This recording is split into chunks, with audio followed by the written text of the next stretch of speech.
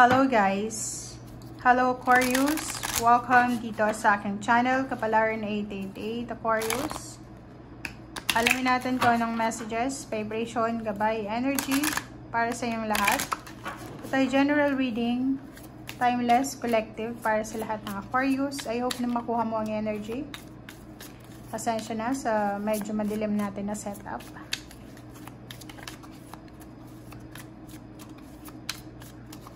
Aquarius.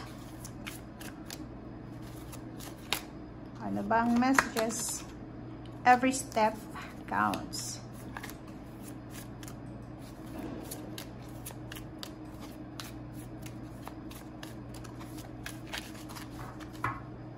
Every steps counts. Okay, in the light of the moon. Okay, so number 3 and number 10. Every step counts. Resonated din ito sa Gemini kasi Aquarius din kayo ng sign. So, panoorin mo yung Gemini. Dito kasi sinasabi na there is advantage.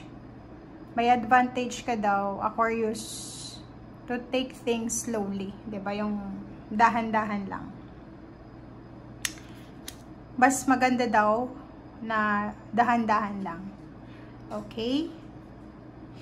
Para ma-consider mo yung mga options mo, yung mga decision mo, and wag kang gagawa ng desisyon nang hindi mo pinag-iisipan. Next is in the light of the moon, number 3. May full moon tayo na nung nakaraan, pero mayroon tayong new moon, incoming new moon is Sagittarius. Dito sinasabi na posibleng, ang full moon kasi is symbolizes endings. So, may sinasabi sa iyo ang universe na may kailangan kang tapusin eh. May mga end or may mga naka-destined dito na magtatapos. But, nagre-resist ka eh. May resistance ka. So, for example, relationship, work, business, or travel, or ano man, studies, nagre-resist tayo. Parang kinukontrol natin. This can be anything from your fears to soul's beauty. So yun, masyado kang natatakot. Kaya mo nare-resist yung situation. Takot ka eh. Parang takot kang mapag-iwanan, takot kang mawala ng relationship, takot kang mawala ng relatives, takot kang mag-isa.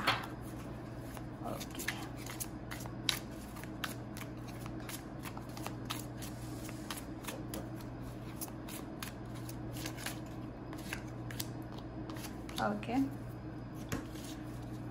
Square rail, always prepared. Oh, resonated to dito. Sinasabi sa'yo ng square card na kailangan mong maging handa always. You are the expert of hard work and hard play. Alam mo kung paano magtrabaho, alam mo din kung paano magsaya. Yung pagiging masayahin mo daw, pagiging funny, pagiging jolly, cheerful, ay blessing yan sa mga taong nakikilala mo. Okay, so wag mo daw hahayaan yung life's distraction para mawala ka sa focus. So, wag ka din magmadali. Planuhin mo yung future mo. And wag kang mag-alala. Kasi yun yung dalawang barais, medyo natatakot ka. Next card natin is B, community. Dito sa community na to, posibleng mayroon kang mga kaibigan or family members na gusto kang tulungan. So, pwedeng open naman sila sa mga mag-share sa'yo ng tulong or kung ano pa man to. But, meron sa inyo dyan na ayaw nyong tanggapin.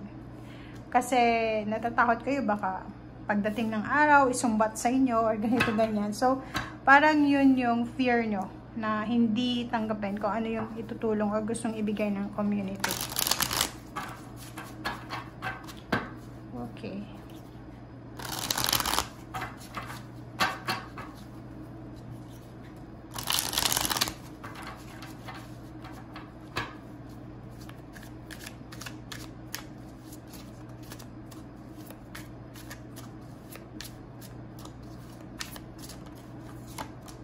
Okay.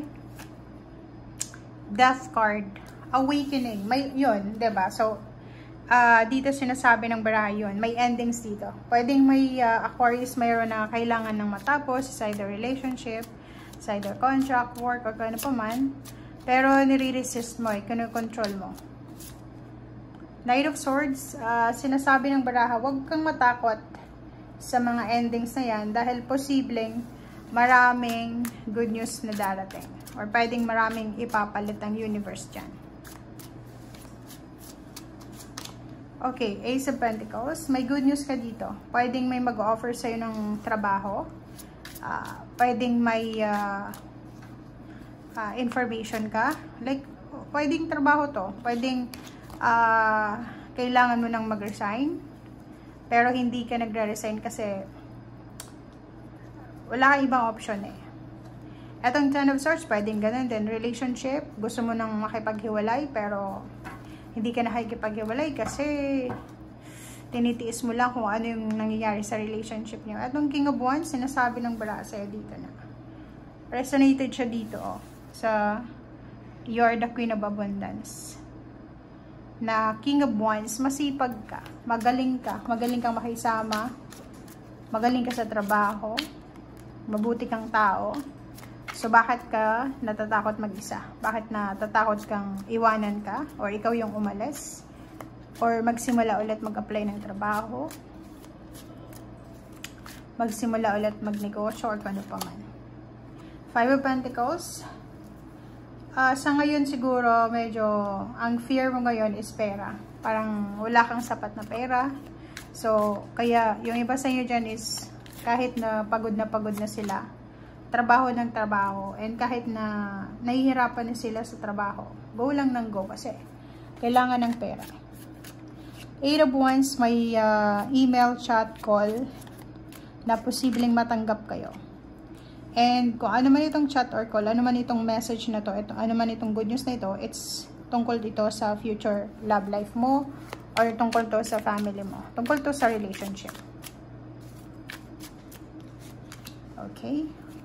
So, pwedeng tungkol ito sa pera. Pwedeng tungkol ito doon sa mga bagay-bagay na inabandona mo na. So, for example, makakatanggap ka ng mensahe or pwedeng makakatanggap ka ng email, chat, or pwedeng any kinds ng information regarding sa ex mo, regarding sa dati mong work, or regarding sa dati mong business, or sa dati mong source ng financial. Last card natin is Empress. So yun, same din dito, you are the Queen of Abundance. Take care of your body, take care of your health, take care of your mind, take care of your mental health, guys. Take care of your money. Lahat ng meron ka sa ngayon, alagaan mo yan. Okay? Because you are the Queen of Abundance. And yun na nga, sinasabi ng baraha na you are the expert of hard work and hard play. So, alam mo kung paano magtrabaho, alam mo kung paano kumita. So, hindi ka dapat nag-aalala. Alisin mo yung fear mo. Okay? So, thank you guys. Bye!